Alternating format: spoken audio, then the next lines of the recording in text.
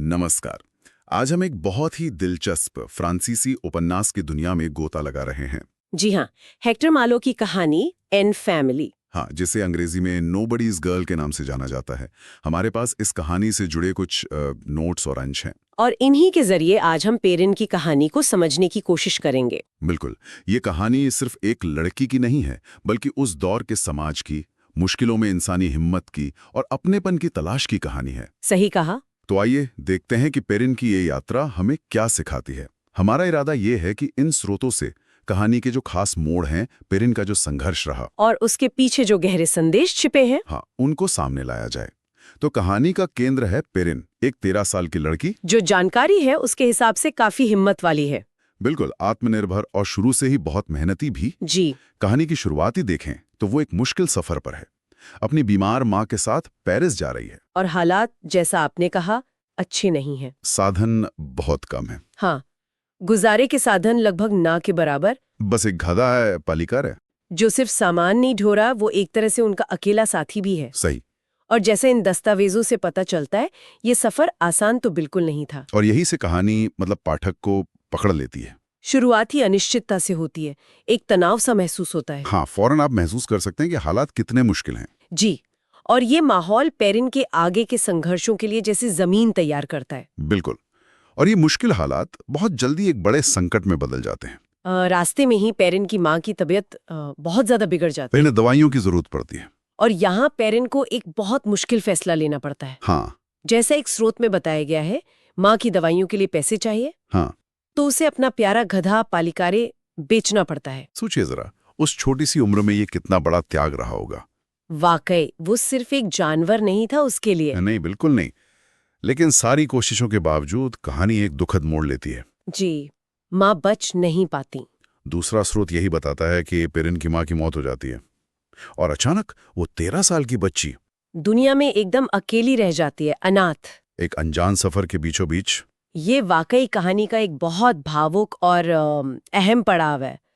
माँ का जाना पेरिन के अकेलेपन को जैसे और गहरा कर देता है। हाँ। पर साथ ही, जैसा आप कह रहे थे, यहीं उसकी असाधारण हिम्मत दिखती है। एक तरह की जिद कि इतना बड़ा नुकसान झेलकर भी वो हार नहीं मानती। सही कहा। ये उसके किरदार की वो ताकत है जो कहानी को आगे बढ़ाती है। हाँ, माँ का गुजर जाना उसकी दुनिया हिला देता है, पर वो टूटती नहीं, बल्कि वो अपने दम पर आगे बढ़ती है। बिल्कुल। वो मोरिकॉन्ट का सफर शुरू करती है, उस जगह का जहां उसके रिश्तेदार हैं, जिनसे वो कभी मिली भी नहीं। हाँ, बिल्कुल अनजान लोग।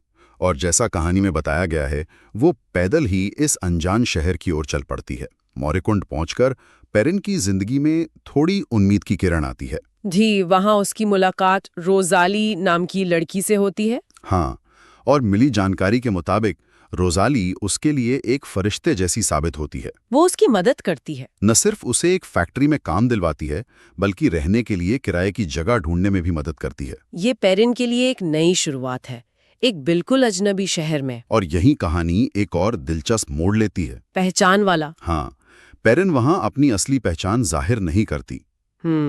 एक स्रोत के अनुसार वो सबको अपना नाम औरली बताती है। वो नहीं चाहते कि उसके रिश्तेदार उसे पहचाने। शायद उसे डर है या वो उनके इरादों को लेकर शंकित है। ये पहचान छिपाने का फैसला काफी कुछ कहता है उसके बारे में। क्या ये सिर्फ अजनबियों का डर है, या ठुकराए जाने का, या फिर इसमें कहीं ना कहीं खुद को साबित करने की इच्छा भी है कि वो पेरिन के नाम से नहीं, बल्कि औरली के तौर पर अपने काम से, अपनी काबिलियत से अपनी जगह बनाए। हाँ, ये उसके किरदार की परतें दिखाता है।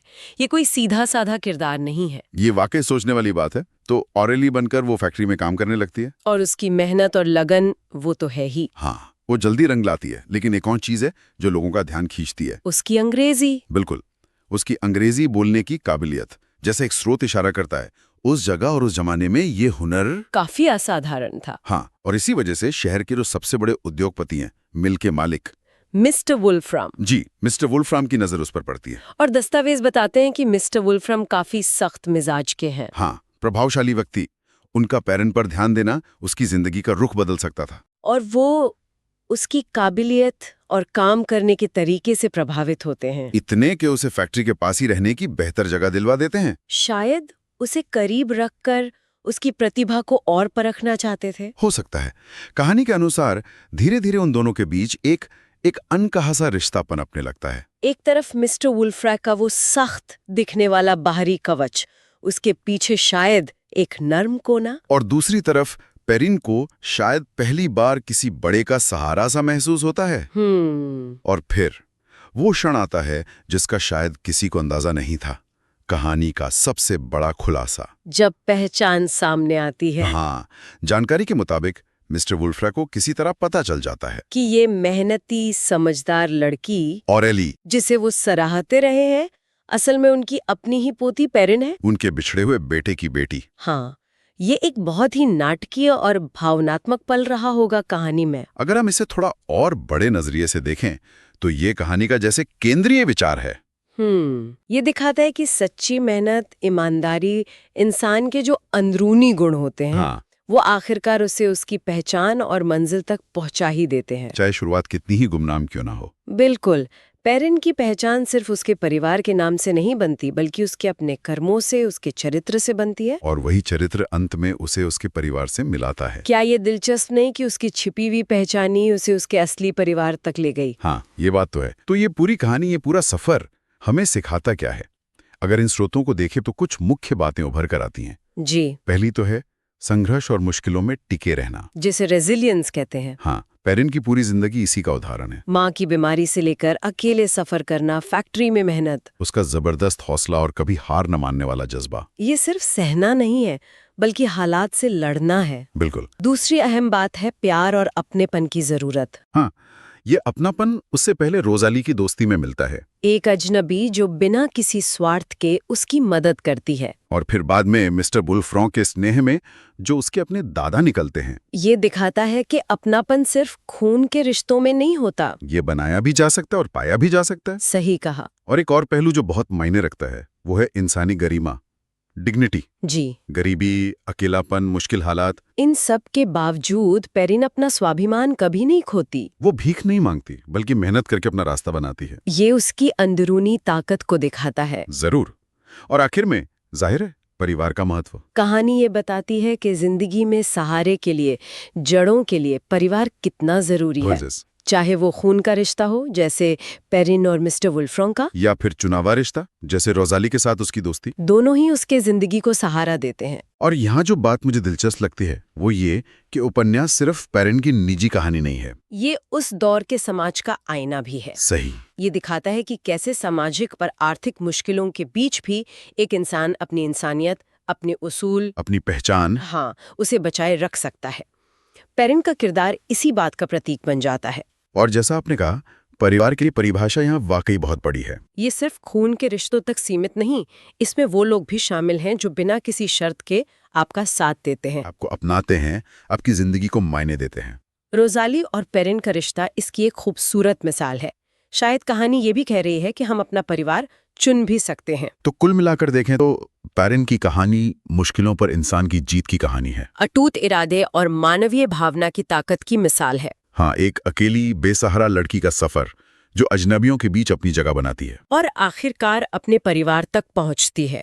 ये सच में हिम्मत बंधाने वाली कहानी है। हाँ, और ये सफर सोचने पर मजबूर करता है कि हालात कितने भी बुरे क्यों ना हो, इंसान का अपना चरित्र, उसकी ईमानदारी, उसकी मेहनत उसे कहां से कहां पहुंचा सकती है। पेरिन की कहानी जैसे ये साबित करती है कि अंदरूनी ताकत बाहरी मुश्किलों से ज्यादा असरदार हो सकती है। और ये हमें आज के दौर के लिए भी एक सवाल दे जाती है। क्या? कि आज की इस तेज रफ्तार जिंदगी में क्या हम अपनेपन और समुदाय की इन पुरानी परिभाषाओं को कहीं भूल तो नहीं गए हैं? क्या हम उन रिश्तों को वो अहमियत देते हैं जो पेरिन और रोजाली की तरह बिना किसी नाम या लेबल के सिर्फ इंसानियत के नाते बनते हैं? हाँ, ये सोचने वाली बात है। हेक्टर मालो की नोबडीज गर्ल या एन फैमिल सिर्फ एक क्लासिक कहानी नहीं है।